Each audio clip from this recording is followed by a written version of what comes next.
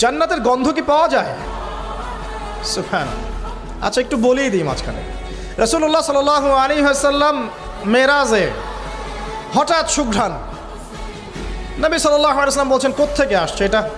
জিবরাইল আলাইহিস সালাম উত্তর দিচ্ছেন, এটা হচ্ছে ফেরাউনের মেয়ের চুল আঁচড়ে দিত একজন দাসী, যার হাত থেকে একদিন চিরুনি পড়ে গিয়েছিল।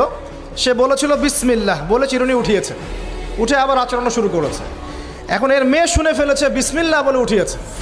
সেই মেয়ে ফেরাউনকে বলল যে আপনাকে বাদ দিয়ে এই দাসী আরেকজনকে ইলাহ মানছে। তখন সেই দাসীকে গ্রেপ্তার করা হলো। তুমি কার উপাসনা করছো, কার ইবাদত করছো? সে দাসী বলছে আমি এক আল্লাহর ইবাদত করি। কে আল্লাহ? যে আল্লাহ আমাকে সৃষ্টি করেছেন, যে আল্লাহ আমার রব, যে আল্লাহ আপনারও রব। ফেরাউনকে মুখের উপর বলে দিল। এবার ফেরাউন তাকে ধরে বলছে ফিরে আসো তোমার মতাদর্শ থেকে, না হলে তোমাকে জীবন্ত আগুনে পুড়িয়ে মারব। কি বলছে? আগুনে পুড়িয়ে মার। তো সে ফিরে আসে না। তখন ফেরাউন দেখলো তার সন্তান সন্ততি আছে কিনা। সন্তানরা আমাদের সফট কর্নার না, সন্তানকে ডেকে আনা হলো। দুইটা বাচ্চা, দুইটা কি তিনটা বাচ্চা।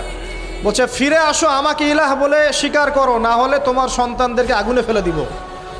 সেই মহিলা বলছে আমার তো মাত্র 3টা সন্তান, আমার যদি এর চাইতেও বেশি সন্তান থাকতো তারপর আমি ফিরে আসতাম না। একে একে মায়ের চোখের সামনে এক এক করে বাচ্চাদেরকে জীবন্ত আগুনে পুড়িয়ে ফেলা হলো।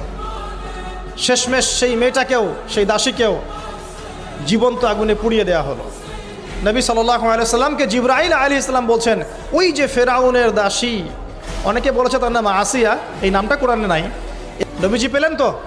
অন্য কোনো নবী পেয়েছেন? অন্য কোনো নবীর ক্ষেত্রে এটা দলিল পাওয়া যাচ্ছে না, কিন্তু নবী সাল্লাল্লাহু আলাইহি সাল্লামের ক্ষেত্রে দলিল পাওয়া যাচ্ছে। আচ্ছা, এটা গেল নবীর কথা। এই ঘটনা ঘটেছে মূসা আলাইহিস সালামের যুগে, আর নবী সাল্লাল্লাহু আলাইহি সাল্লাম ঘ্রাণ পাচ্ছেন মেরাজে। চিন্তা করতে পারেন কত বছর আগে ঘটনা ঘটেছে, আমরা জানতামই না। কিন্তু যদি মেরাজে নবী সাল্লাল্লাহু আলাইহি সাল্লামের কাছে সুঘ্রাণটা না আসতো। সুবহানাল্লাহ।